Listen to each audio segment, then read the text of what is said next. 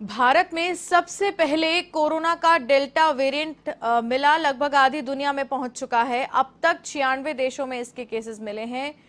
World health organisation ने आशंका जताई है कि आने वाले कुछ महीनों में ये ज्यादा हावी होगा, यानी इसके और कई देशों में फैलने का खतरा है।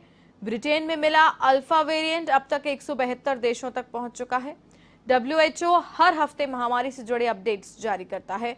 29 जून को दिए गए अपडेट में उसने कहा है कि डेल्टा वेरिएंट 96 देशों में रिपोर्ट हुआ है। हालांकि अब तक इस वेरिएंट की पहचान करने की कैपेसिटी बहुत लिमिटेड है, इसीलिए हो सकता है कि इसके बारे में कम डेटा सामने आया हो। यह भी सच है कि कई देशों में इसी वेरिएंट की वजह से नए केस काफी ज्यादा बढ़ गए हैं। डब्ल्यूएचओ ने कहा है कि डेल्टा वेरिएंट दुनिया भर में ठीक हो रही इकोनॉमी के लिए नया खतरा बनकर सामने आया है। इसे रोकने के लिए देशों को लोकल लेवल पर लंबे समय तक सुरक्षा उपाय लागू रखने की जरूरत पड़ेगी।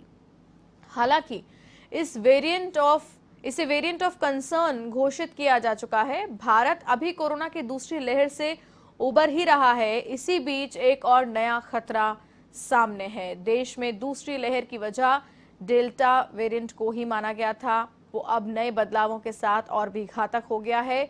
इस स्ट्रेन को डेल्टा प्लस नाम दिया गया है।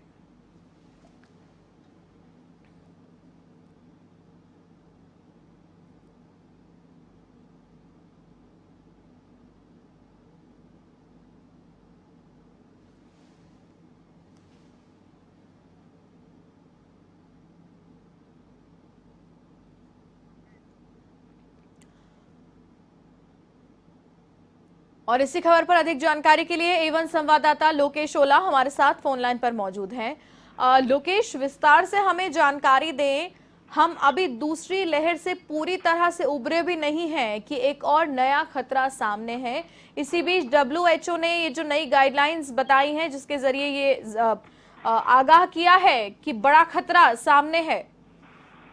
देखिए, बिल्कुल भारती, जिस तरह से बात करें तो भारत में सबसे पहले मिला जो कोरोना का जो डेल्टा प्लस वेरिएंट है, वो अब आधी दुनिया में पहुंच चुका है। यानी कि लगातार इसके संक्रमित देश है वो बढ़ते जा रहे हैं। लगभग 96 देशों में अब तक डेल्टा वेरिएंट के जो केस है वो सामने आ चुके हैं।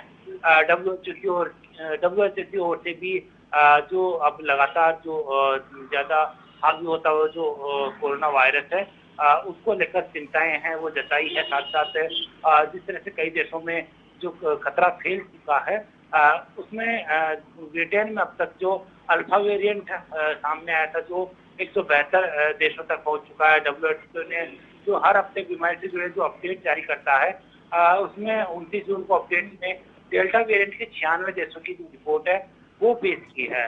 साथ साथ जो भारत में भी जो कोरोना का जो डेल्टा प्लस वेरिएंट अब जो मिल रहा है वो एक बेहद खतरनाक है। और जिस तरह से कोरोना की दूसरी लहर में डेल्टा वेरिएंट के चलते जो हालात बिगड़े थे, और अब विशेषज्ञों का कहना है कि जो डेल्टा प्लस वेरिएंट है उससे भी जो हालात है वो बिगड़ सकते हैं। उसके लिए भी पूरी तरह से सतर्क होना बेहद जरूरी है। साथ साथ भारतीय बात करें तो जिस तरह से पूरे देश में कोरोना संक्रमण के जो हालात है वो अब कुछ काबू में आए हैं, लेकिन कई राज्यों में जो केसेज है एक बार फिर से बढ़ते हुए नजर आ रहे हैं। जिसमें महाराष्ट्र की बात करें तो महाराष्ट्र में भी जो कुछ केस है वो एक बार फिर से बढ़ते नजर आ रहे हैं। लेकिन जिस तरह से जो कई देशों में जो कोरोना वैक्सीनेशन को लेकर जो हालात देखे गए थे, जिसमें बीते 24 घंटे में की जो आंकड़े की बात करें तो बीते 24 घंटे में 43,169 नए कोरोना पॉजिटिव सामने आए हैं। तो वहीं 54,246 नए केस हैं, जो मरीज हैं वो ठीक भी हुए हैं। साथ साथ 782 लोगों की जान गई है, और मौत का आंकड़ा भी अब 4 लाख के पार है, वो हो चुका है। देखिए भारतीय, जिस तरह से पूरे देश में अब तक संक्रमित हो चुके उनकी संख्या 3 करोड़ 4 लाख पहुंच चुकी है। वहीं जो कोरोना से ठीक होने वाले की जो संख्या है वो भी 2 करोड़ 95 लाख के करीब शेष है। साथ साथ जो एक्टिव केसेस की संख्या है वो अभी भी 5 लाख के करीब बरकरार है। लेकिन जो देश भर में अब तक कोरोना से कुल 4 लाख लोगों की जान जा चुकी है, जो एक बेहद बड़ा आंकड़ा है। और साथ साथ जो कोरोना संक्रमण की जो दूसरी लहर में जिस तरह से मौतें हुई है, उसी की वजह से जो ये हालात है वह चिंताजनक बने हैं। हालांकि कई 10 राज्य ऐसे हैं अभी भी वहाँ पर लॉकडाउन जैसी पाबंदियां हैं, वो लगाई गई है। लेकिन जिस तरह से जो तालाबंदी की ओर लगातार अब जो अनलॉक की तरफ लगातार जो कई राज्य हैं वो बढ़ते जा रहे हैं। महाराष्ट्र में बीते दिन 9,195 लोग नए संक्रमित पाए गए हैं, तो वहीं 252 लोगों की कोरोना से मौत हुई है। इसी तरह छत्तीसगढ़ में भी जो मौत होने वालों का जो आंकड़ा है अब तक जो बहुत अधिक हो चुका है। इसी तरह उत्तर प्रदेश, राजस्थान से जो ऐसे तमाम जो राज्य है जिसमें कोरोना संक्रमण की दूसरी लहर के दौरान बहुत अधिक कोरोना के केस आए थे। लेकिन अब दूसरी ओर जो ध्यान दिया जा रहा है वह कोरोना वैक्सीनेशन को लेकर।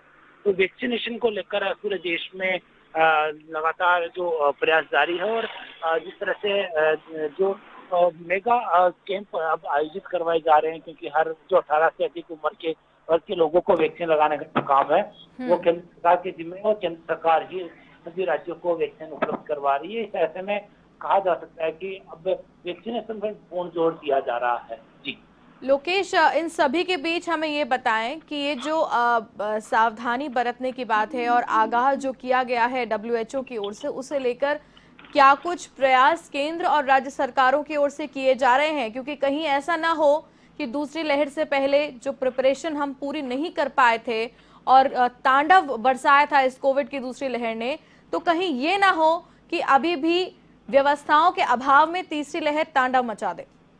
देखिए, जिस तरह से कोरोना की जो दूसरी लहर डेल्टा वेरिएंट की वजह से जो हालात बिगड़े थे और पूरे देश में जो कोरोना संक्रमण से हाहाकार मचा था, उसके बाद में चिकित्सा सुविधाएं बढ़ाने को लेकर लगातार जो प्रयास राज्य सरकारों की ओर से और केंद्र सरकार की ओर से किया गया। हालांकि उस समय भी कई व्यवस्थाएं हैं वो नहीं हो सकी और मौतों का आंकड़ा बेहद चिंताजनक है और जो लगातार मौतें भी है वो 5,000 से अधिक प्रतिदिन हुई थी देश में। साथ साथ अब जो कोरोना संक्रमण की जो तीसरी लहर है और साथ साथ जो डेल्टा प्लस वेरिएंट के अब केस है वो सामने आ रहे हैं।